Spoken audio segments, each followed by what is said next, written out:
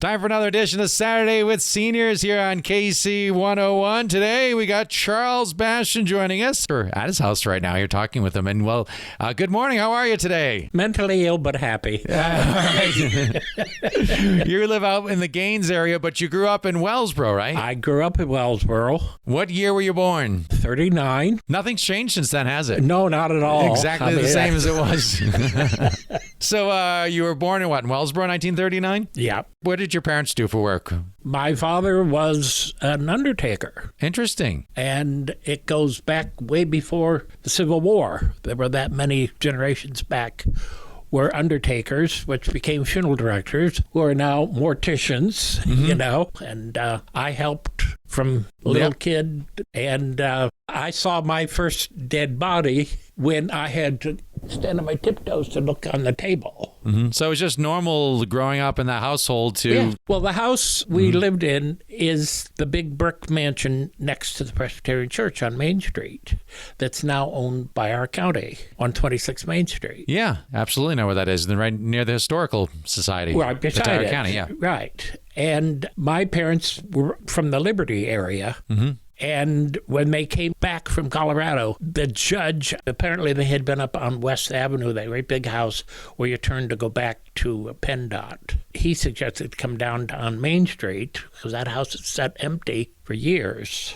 All four members of the family died apparently close together, and they just walked out of the house. And I think the home was given to the estate or company or whatever it is, the Green Home, which I believe was in Ralston at the time or something like that. Yeah. So they moved into that house. It's a very unique house. This is before you were born or after you were born? Oh, this is long before I was born. Okay, so back in the early 30s maybe at this point. The house was built by Henry W. Williams, which you'll be introduced to because I have his portrait in here. I was going to ask about that big portrait I Can see you over see there. it there? Yeah, I can see Yeah. it behind your shoulder. He's a rather unique individual. He came from Susquehanna County, a farm boy, and he got himself educated, apparently became a circuit judge. He was judge of Tioga County and became one of our Supreme Court justices and died in a hotel in Philadelphia. And I think that alone is a wow. Yeah. That should be looked into because the main gates to the Wellsboro Cemetery, all that stone arch, Yeah. that is a memorial to that man. And at the far back of the cemetery is his mausoleum. But anyway, the judge and his wife came from Lawrenceville, and he read law with her father there in Lawrenceville. That name was Guernsey. And they had a son, Charles, who was a Philadelphia surgeon. Now, think how freaky that would be, a surgeon way back then. I mean, it was more like a butcher. Yeah. And I've seen the Civil War kits that they used, the doctors on the field. It would be horrifying, I would think, And then they had a daughter, Virginia, who suffered from elephantiasis. That's the enormous swelling of the extremities. When they built the house in Wellsboro, unfortunately it's gone now, but they had the forerunner of an elevator in that house. So she could get between floors, and also from the basement, there was a ramp that she could get outside. Must have been horrible at that time period. It must have been horrible. So it meant, I'm sure they had full-time servants and everything else in that house. When my parents left Wellsboro, they offered the portrait to the courthouse and thumbs down. Wonder why? That's what he wondered. Yeah. So it's been with me all my life. And my parents left Wellsboro, went to Bloomsburg, bought a funeral home, and then retired in another newer home out outside of town. And the judge then came to me, and we all call him the quiet member of our family. The artist is G.W. Waters out of Elmira. And I remember seeing in the paper in an auction that there was a G.W. Waters portrait coming up for sale years ago. And I think it was Bache. And the Bache family had a big auditorium there in Wellsboro one time on... Yes, the Bache Auditorium where First Citizens is now on East Avenue. Yeah, and in the Green Free Library are his and her portraits of Mr. and Mrs. Green. And I wasn't allowed to get close enough to see the portraits were signed. But I wouldn't at all be surprised that he had done those also. And I think that's where the judge should go. All my nieces and nephews they're not interested. And it needs to be cared for, that's for sure. Perpetual care for that picture, yes, absolutely. Yeah. It's a very interesting piece of history. Too much history is long gone. Yeah. That we don't know anything about. Well, it certainly has. So growing up in Wellsboro, tell me about where you went to school. I went over where Park Hill Manor was the elementary school. One teacher in that whole 6 years stands out in my mind as a teacher. You know what I mean? The difference between teaching and being a teacher. Yeah, following a set of things or actually explaining stuff and and interested in the kids. Yeah, picking their brains and and making them work. then I went on to what the Rock Butler School, and it was the same way. And here I discovered years later, most of those teachers were widows from the Second World War. And there was no income, no GI Bill for anybody like that, you know. Yeah. And so let them be teachers. And most of them, I think, really failed. The old new senior high school sits off there on the side. I would have been in the first class to graduate from that. The Wellsboro High School, the administrative building now. Is that what it is over there? Right next to the new high school, yeah. Yeah, okay. When I left Wellsboro, I was 16. That's the time when a kid needs parenting. And so you were 16 when you left Wellsboro to go, where did you go to? Okay, it's called Wyoming Seminary. It was a college preparatory school, and it was across the river from Wilkes-Barre in Kingston. All of the Dunham boys went there, and there were 3 or 4 others from Wellsboro. Most of them took 1 year, and I was there for 3 years. And I admit, when I left Wellsboro, I was a D student. I had no incentive from anybody at school, anything, you know. And I went to that school, which was like college life, and the incentive was bring your grades up and keep them up. Then you could study in the evenings in your dorm room. Otherwise, you had to go back to a classroom. It didn't take me long to get my grades up. Back then, when I was there, you could start in kindergarten and go all the way through to 2 years postgraduate, and those 2 years were the GI Bill for the guys. Today, at least before COVID, let's say, they started out with daycare, and people had kids lined up for graduation umpteen years later. When I was there were 2 foreign students. The man that came from Thailand, he was like 10 years older than we were, and it became very obvious he'd been sent there to be Americanized. When he arrived, they completely redo a dorm room that had been left open, and it was directly across from our room. And when he arrived, we were informed, you do not go into the room, you don't speak to him until he speaks to you, and blah, blah, blah, protocol. Well, this is because he was Prince Chai, and he became eventually King Bhumipol of Thailand. And was right across from you in the dorm. Well, he was a very, very nice person. But it was the fact that both sides of his door, looking into our room, were military guards. No matter what you did, they were looking, you know. And it got to be a little creepy. Prince Chai, which we only called Chai, he became so Americanized, there was nothing for him to be running naked down the hall, throwing water balloons and yelling at the top of his lungs like the rest of us. That's what every American does, right? Right. Yeah. And so Time magazine had an article on reigning monarchs of the world. And of course, Elizabeth was the oldest one, and then Bhumipol was next in line. Yeah. And they had 3 years of mourning in his country when he died. And the other girl, a little petite girl from Taiwan, and because she was foreign, I guess, she didn't have to wear the school uniforms. She many a time was wearing her kimonos. Very friendly. Why, I don't know this happened, but my roommate comes in the room one day and he said, you know, the guys are chosen by the girl graduates to escort them to the ceremonies. And he said, I hear that Juliana is going to name you. And I said, well, I'm not going to do that. And he said, listen, you are going to do that if I have to drag you down the aisle. So she finally got to ask me. And I said, you know, I don't feel really accepted at that school. And I wasn't, because here I am, a country boy, and the rest of the school was Money. But she insisted that I was going to take her. And I said, Juliana, I really don't fit in. And I said, well, all right. So baccalaureate is held in the Methodist Church, which was off campus.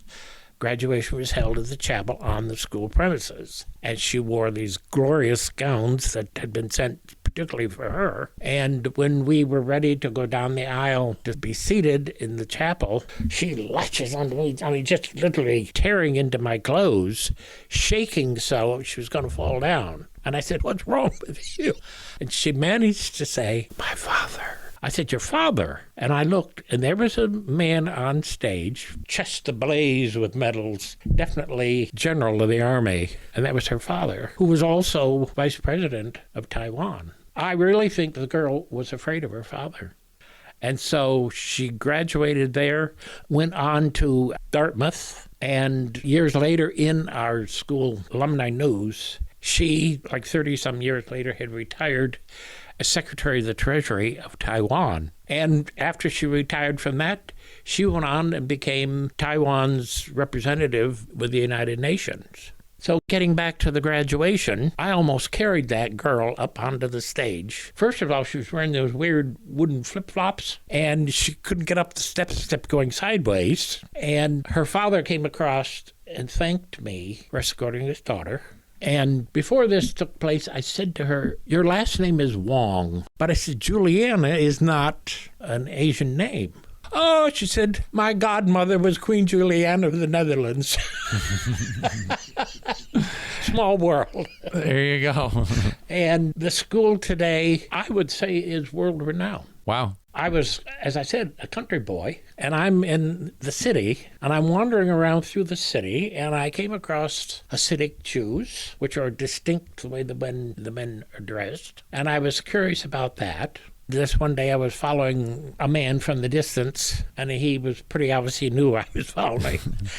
And as he turned and went into a house across the street, a man stepped out on, hey, seminary, get over here. Well, he was a man who had also attended the Wyoming Seminary, and he said, what were you doing there? And I told him, I said, I've never seen anybody like that. He explained the Hasidic Jewish thoughts. And here he was, this multimillionaire, and I'm invited into his house. I'm spying these paintings in his house. Van Gogh, Monet. I couldn't believe it. And he just seemed to hit with me. And I would stop by his house quite often. And we had a class project we had to complete. And can you believe I had the courage to ask that man for a Van Gogh to be taken to school? And can you believe he sent it? So you took a Van Gogh to school. Wow. Yes. Let's go back to Wellsboro. Talk a little about before you went out here, what life was like as a kid. Wellsboro was a quiet town. When you say quiet, it wasn't as busy as far as downtown when you were a kid? What do you remember when I was in town? A kid, what really began, it was Corning Glass. Yep. And I don't know if you know that story. That's an interesting story. Our government, after the Second World War, apparently Corning had proven itself. And so they asked the senior member of the family, would they make Christmas ornaments? It seemed a little strange, but in Germany, most of the Christmas ornaments were ma pa. Yeah, they were hand-blown glass and in done Germany. at the family home, and the kids learned to paint and everything like that. Well, that was all destroyed. And so somewhere in my clutter, I have a book that's Corning Saved Christmas. And we toured the glass factory, and do you see the light bulb up there? Yep. Each kid was put up on a platform with a glob of glass on a tube. I blew a light bulb in a mold, and then it was sent off away. I guess it went on all the time I lived in Wellsboro. That glass factory just grew and grew and grew and grew. The ribbon machine there was a big change when Wellsboro and influenced, and that and they've that got they the were able to ribbon convert. machine back, I realized. Yes, it was about to be scrapped, so they were able to buy it for the scrap I don't know where price. it came from. I have no idea where it ended up. They're looking for a home for it, by the way, and they need quite a bit of space. So. Well, yeah. But it was interesting going through the tour. There was a woman with a long, I presume it was maybe a piece of thin bamboo with a little wooden mallet.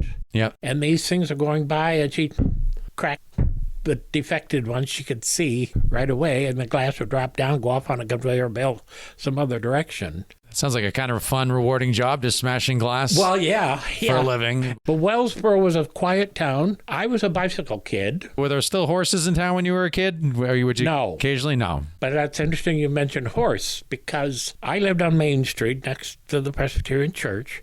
I would go out Charles Street, which is right alongside of the green, and go past the Episcopal Church, up over the knoll, behind the Soldiers and Sailors Hospital, and come down to Central Avenue to the crossing guard. And up up behind was a barn, and can you believe there was a horse-drawn ambulance sitting in there? No horses, which I can't quite imagine, but I know there were times when I was cognizant of it all. See an accident, 2 or 3 bodies or something. My father would be called upon to take the funeral coach out to pick up a body to take him in. And there were, of course, many times there was another funeral director in town, and it was the discretion of the family whether it came to my parents or went otherwise. But I used to ride bicycle all over town, and because my parents were basically elderly compared to today's parents, all of their friends were older people. And I was calling, well, at the Historical Society, that was George and Lou Mathers. I always call them Aunt Lou and Uncle George. And that's the way it was all of their friends. It was Grandma, Grandpa, so-and-so. And I don't think any of those people had children. The big, beautiful home across the road from the entrance to the golf course were the Owlett families back in there. That was a Commodore from the Navy lived there. And I loved to go there because he had ship's models sitting all over the place. I was in that house many, many years ago, and it felt like a ship, I remember, inside the design. It's the interesting, wooden, isn't it? And there were handrails on the hallways, just like on a board ship. And it was an interesting place to go. And I always said I was a rent-a-kid because Saturdays or so, I'd be sent to so-and-so's house somewhere all over town. And they either read to me or I was trying to read to them or tinkle, tinkle on the piano or bake cookies. And I don't know how normal that was for the other kids in town. When we went out, did you go to the movies? Did you go out to eat? Did you do anything for entertainment? I think it bounced around. Went to the theater, yes. And there was a man, and I don't know whether he owned it or was like the manager. His name was Larry Wooden. A very important person in Wellsboro. So you knew Larry Wooden. Yes. I mean, Larry is the guy who named the Pennsylvania Grand Canyon instead of Pine Creek. Larry is the guy who started the Laurel Festival in Wellsboro, which the tradition of that, and drove all over the country promoting, come see Wellsboro, the home of the Grand Canyon. Well, there's another thing to tell you about, but he had a radio show. Larry Wooden had a radio show. In the theater before the Saturday matinee. And it was, "Good morning, this is Hollywooden talking." And he would have information about movie stars or presidents. And we would sit and watch a cartoon. There would be a newsreel and then the movie itself. And I don't know whether it was because I lived in a funeral home and saw and knew some of these soldiers that were brought back. Back then, the newsreels were showing parts of the war in Europe. And I remember how terrified I was watching these buildings explode and everything else, and realizing that Johnny's older brother died in a situation like that, you know. And I'm sure it really affected me. We were in the Wellsboro Cemetery. I used to go to burials because I loved that Wellsboro Cemetery. I used to play there. I used to ride bicycle through it and everything else. And an airplane came in over the trees, and it actually terrified all there at the graves. They all ran. And that's probably because they saw the same news clip. At the Arcadia Theater, coming back to you. And I wonder if it came out of the Wellsboro Airport. Do you remember when there was an A&W stand out towards the airport on 362? Yes. Oh, yeah. Now, someone told me there was a drive-in movie theater there, too, back in the 40s, that it was just a small screen theater. I don't think so. And if you think about it, coming from Main Street up West Avenue, that's how we came to come up here to this property. Yeah. And it was like almost every weekend. I remember cars and people being there, but I don't remember any kind of a screen thing at all. But there was an A&W there on 362, I do which is that. I mean, just kind of an odd spot for. Wasn't it just basically root beer? I assumed it was A&W, like they had food and stuff. I assume, but wasn't A&W a root beer? There was a root beer, but it still is a restaurant chain. Oh, I didn't know that. Yeah. So then tell me about you grew up in Wellsboro. When did you get your driver's license? Was that after you moved out of town or came back to town? No, I was driving. This is early 1950s you were talking about.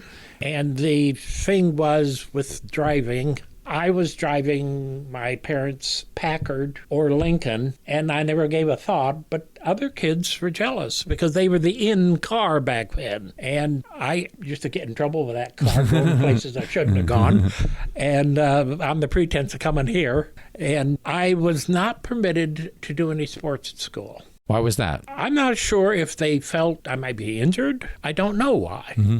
Went away to prep school, then I did wrestling and cross country and all. So instead of sports, what did you do in school? What was your interests in school? Did you do any after-school activities or any clubs? Most of it was music and art. When we lived in the house at Wellsboro, we had a housekeeper who taught my sister and me how to cook, everything that way. And she was funnier than the Dickens. She fell in love with a vacuum cleaner, and she'd sing hymns at the top of her lungs as she went through the house. It struck us funny, but it showed how sincere she was. Sure. My schooling, I took 1 year at Bloomsburg University, and then I went to Europe to school in Paris, to Sorbonne, and it was all art and biology. Came back, helped my father for years, and the funeral business was not for me. I'm that soft-hearted, you're going to cry, I'll cry with you. And you can't run a business like that, you know. What I'm kind of proud of is my father conducted his last funeral the day before his 100th birthday. Wow, that's impressive. Yeah, and he wore pinstripe pants, a black blazer, a paisley waistcoat, a striped tie, and a derby, and a gold-headed walking stick, and he got away with it. Nobody laughed at him, and when you really look back in history, he looked like Charlie Chaplin, because he was a short man. How old did your dad live to? 103. My mother died in 1970, and he died 6 years later. He was a Mason, which was a big thing back then, and he went all the way up through the shrine and all that. Very unhappy with me because I wasn't interested in it. But I remember probably the earliest Laurel Festival. Tell me about it. Was it a big deal? It was a big deal. A lot of these things start small and become big, but it was big right from the start. It seemed to be big. Well, you know yourself, the things that Wellsboro tries, Dickens of a Christmas, the pianos on the street, all of this is almost like immediately agreed upon and it's accepted, which I think is incredible. But an interesting thing was, back then, we would give out all of our chairs from the funeral home. They use them to watch the parade. Yes, and we never lost any. Today, you'd never see them again, you know? And a newsman on television, he was Canadian. He apparently had a little bit of extra time. I didn't hear, but other people did. He said, I got one for you, folks. There's a little town in Pennsylvania called Wellsboro where they have a big parade, and you can even put your chairs out the night before. They're there tomorrow when you get there. Which today, people were putting chairs out the night before even then for the parade, because that's been a tradition as long as I know. Water Street offices of Dr. Goldbeck and all of that. There's a big photograph of Main Street with the parade and everything else, and it's just mobs of people. And where Central Avenue between Main and Pearl Street, they always had a big square dance going on. And of course, they still, I guess, have all the peddlers there on the green. Yep. And let me tell you a story about the statue on the green. Wink and blink and a nod, yep. Yes. When I was a kid, there was no fence around it. And we were so safe in Wellsboro, us kids, we slept out every night somewhere. And this particular night, we were going to sleep in the bushes in front of the Episcopal Church. Why? Who knows? And the lights would go off in the park, but the lights in the fountain stayed on. And the water went from the edge in towards the statue. And we're in there skinny dipping. Somebody says, somebody's coming. So we got over under the water next to the... So you skinny dipped in Wink and Blink and a Nod's fountain. Yes. Okay, just to make sure I didn't pass over that statement. And the water was cascading over us, and a woman comes in and sits down on the edge, and she's just diddling her fingers in the water. One of the guys swam underwater and grabbed her fingers. You never in your life heard such scream in your life. And it was Mr. and Mrs. Lofgren, and she's fled one direction. We all leave the other direction, grabbing clothes, running like hell to get out of there. And I don't know how many years later, I was living here. I took a friend to the Elmar Airport, and there comes Mr. and Mrs. Lofgren off a plane. And I went over and introduced myself. They remembered Chucky. Her name was Mina, and as she went to get in, I said, Mina, do you remember something happening at the fountain in the green? She said, that was the most horrible thing that ever happened to me. She said, it just scared me so. And I said, well, I hate to tell you this, but it was your son Arthur that pulled your hands. And she just turns to me, she goes, he'll be dead. the big thing was, I think, the Catholic Church that might have been prominent in the community. In Wellsboro, we're talking right here, yeah.